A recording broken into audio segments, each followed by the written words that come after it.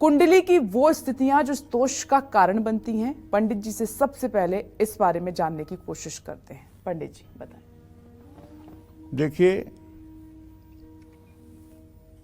मनुष्य का जन्म जो है शुभ अशुभ दोनों कर्मों से मिलकर के बनता है। केवल अगर मनुष्य का शुभ कर्म होगा तो उसको स्वर्गादिक लोक प्राप्त हो जाएंगे, उसे जन्म नहीं लेना पड़ेगा। और केवल अगर अशुभ कर्म हो जाएगा तो उसको फिर नीच योनियों में, जिसको आप कुकर, सूकर, बिडाल, पशु पक्षी, कीड़े मकोड़े कहते हैं, उनमें जाना पड़ेगा। और यदि शुभ मिश्रित अशुभ फल है तो फिर मानव शरीर की प्राप्ति होती है। सुख और दुख ये हमें हमारे प्रारब्ध के अनुसार मिलते हैं, लेकिन चूंकि 83,99,999 योनियों को पार करके हम मनुष्य शरीर धारण करते हैं, नर तन सम नहि कवनौ देहि जाचत जीव चराचर तेहि। इसके बारे में तो यहां तक कहा गया है, सूर दुर्लभ सत ग्रंथन गावा, बड़े भाग्य मानुष तन पावा, सुर दुर्लभ सत ग्रंथन गावा। मतलब ये मनुष्य का शरीर जो है ये देवताओं के लिए दुर्लभ है। देवता भी जब उनका पुण्य क्षीण होगा तो उनको भी पृथ्वी पर आना पड़ेगा। वो ब्रह्म को नहीं प्राप्त हो सकते, परम ब्रह्म परमेश्वर भगवान कृष्ण में लय नहीं हो सकते, लेकिन मनुष्य का शरीर धारण करके आप भगवान श्री कृष्ण में समाहित हो सकते हैं, उनको प्राप्त हो सकते हैं और आपके आवागमन का चक्कर रुक सकता है। स्वर्गादि लोगों में जाने के बाद जब हमारा पुण्य समाप्त होता है तो हमें फिर जन्म लेने के लिए आना पड़ता है। तो इस क्रम में हमारे प्रारब्ध के अनुसार हमें सुख दुख मिलते हैं। उन सुख दुखों में हमें कुछ दोषों से भी दो चार होना पड़ता है। तो जैसे जन्म कुंडली में 12 भाव होते हैं, ये 12 भाव आपके संपूर्ण जीवन का लेखा जोखा बताते हैं। तो जैसे कुंडली के पहले भाव से सामान्य रूप से मनुष्य का शरीर, उसका रूप रंग, उसकी लंबाई, ये सब चीजें देखी जाती हैं, स्वास्थ्य, ये सब देखा जाता है। लेकिन जब आप दोष की बात करेंगे तो इससे पारिवारिक दोष और देह पीड़ा का पता चलता है।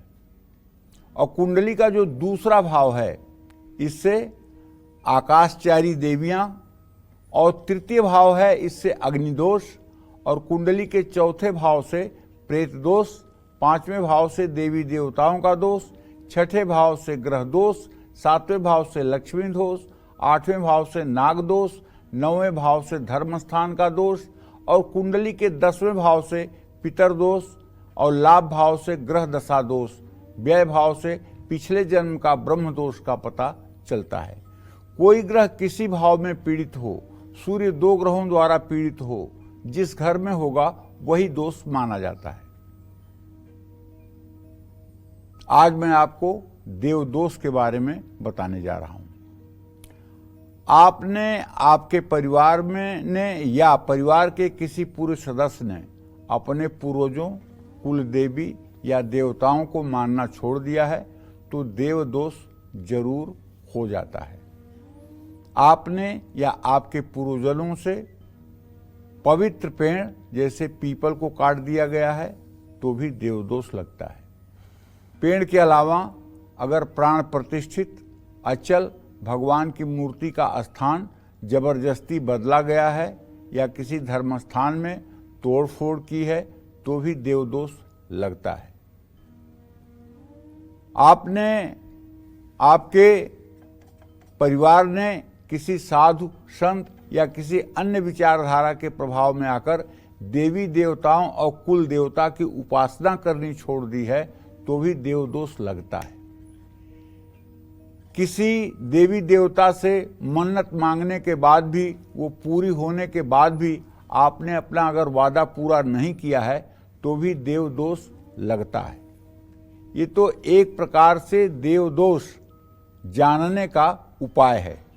लेकिन जिन लोगों के पास जन्म कुंडली नहीं है, जो लोग शारीरिक रूप से, मानसिक रूप से, आर्थिक रूप से, पारिवारिक रूप से बहुत पीड़ित हो रहे हैं, बहुत कष्ट पा रहे हैं, बीमारियां पीछा नहीं छोड़ रही हैं, घर में अकाल मृत्यु हो रही है, अग्निकांड हो रहा है, बुरे से बुरा हस्र हो रहा है, महिलाएं बीमार रहती हैं, आंख बंद करते ही बुरे बुरे स्वप्न चलने लगते हैं, घर में आवाजें आती हैं।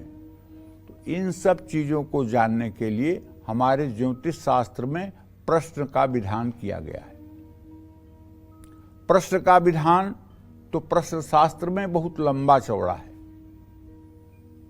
उसमें अष्टम भाव में राहु का होना प्रेत दोष का संकेत करता है, सूर्य का होना कुल देवी का दोष बताता है, चंद्रमा का होना जल की देवी का दोष बताता है, मंगल का होना अग्नि और चेचक डाकिनी का दोष बताता है, बुध के होने से भी कुल देवी का दोष होता है, बृहस्पति के होने से अपने कुल के पितर का दोष होता है, शुक्र के होने से किसी जल देवी का दोष होता है, शनि के होने से किसी म्लेच्छ या चांडाल जीव का दोष होता है, और केतु को होने से भी म्लेच्छ दोष होता है। अगर चंद्रमा प्रश्न काल में उच्च का या मजबूत स्थिति में है तो दोष साध्य होता है।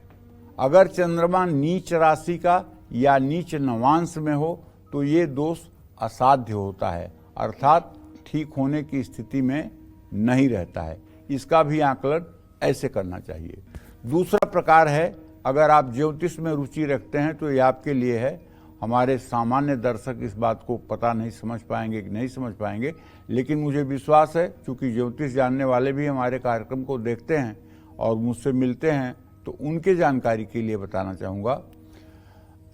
तिथि वार नक्षत्रम लग्नम प्रहर मेव च अष्टाभिस्तु हरित भागम शेषांके फलमादिशेत। जब भी कोई आदमी आपके पास आए और आपको नमस्कार प्रणाम पूर्वक ये कहे कि महाराज आप मेरी परेशानियों को देखिए, तो आप तत्काल उस समय अपनी घड़ी देखिए और घड़ी देख करके समय और तारीख नोट करिए। अब उस समय आपको देखना है कि तिथि कौन सी है, दिन कौन सा है, नक्षत्र कौन सा है, लग्न कौन सा है और प्रहर कौन सा चल रहा है। इन पांचों चीजों का जोड़ कर लीजिए। जोड़ करने के बाद इसमें 8 का भाग दीजिए। 8 के भाग देने से हया अग्नौ देवता बाधा, 3 और 7 अगर शेष बचे तो देवता की बाधा मानी जाए। पैतृ वै नेत्र दंतसु, अगर 2 और 8 शेष बचे तो पितरदोष मानना चाहिए। खट चतुर्थ भूत बाधा, 4 और 6 शेष बचे तो भूत बाधा प्रेत बाधा माननी चाहिए। न बाधा एक पंचके, और 1 और 5 अगर शेष बचे तो कोई बाधा नहीं होती है, केवल रोग के कारण परेशानी है। अगर ये एकदम अकाट्य है, इसको कभी भी आप आजमाएंगे 101% ये अपने जमीन पे खरा उतरता है। मेरे 50 साल का अनुभव है, ये कभी ऐसा सिद्धांत है जो धोखा नहीं देता है। लेकिन इसको करना तब है जब कोई व्यक्ति आपसे मिले, ठीक उसी समय पर आप उसके बारे में ये जानकारी हासिल करें। ऐसा नहीं कि कोई आपके पास 2 घंटे बैठा है और उसके बाद आप देखेंगे, तो गलत हो सकता है। व्यक्ति के मिलते ही, उसके प्रश्न होते ही ये आप पिंड बना लीजिए। तिथि वार नक्षत्र लग्न प्रहर मेवच अष्टाभिस्तु हरित भागम से सांके फलबादिशेत। हयाग्नौ देवता बाधा, पैतृ वै नेत्र दंतसु, खट चतुर्थ भूत बाधा, न बाधा एक पंचके। अब आपको इसमें थोड़ी सी और जानकारी देता हूं। जैसे कृष्ण पक्ष की परिवा तिथि हो तो उसको 16 गिनिएगा, पंचमी तिथि हो तो 20 गिनिएगा, अमावस्या को 30 तो गिनेंगे ही, लेकिन शुक्ल पक्ष में जैसी तिथियों का नाम है उतना ही अंक लेंगे। दिन की गणना आप रविवार से करेंगे, रविवार, सोमवार, मंगलवार, ऐसे दिन की गणना रविवार से करेंगे। 24 घंटे में 8 प्रहर माने जाते हैं। सुबह 6 से 9, 9 से 12, 12 से 3, 3 से 6, ये 4 प्रहर हो गए। इसी तरह से रात के 4 प्रहर हो गए, ये 8 प्रहर हो गए। इस हिसाब से आप प्रहर का कैलकुलेशन करिएगा। नक्षत्र जो उस समय उदय हो वो नक्षत्र लीजिएगा, उस समय जो लग्न हो उस लग्न को लीजिएगा। इतनी चीजें देख करके यदि आप फलादेश करेंगे तो आपकी वाणी कभी मिथ्या नहीं होगी। जय मां विंध्यवासिनी।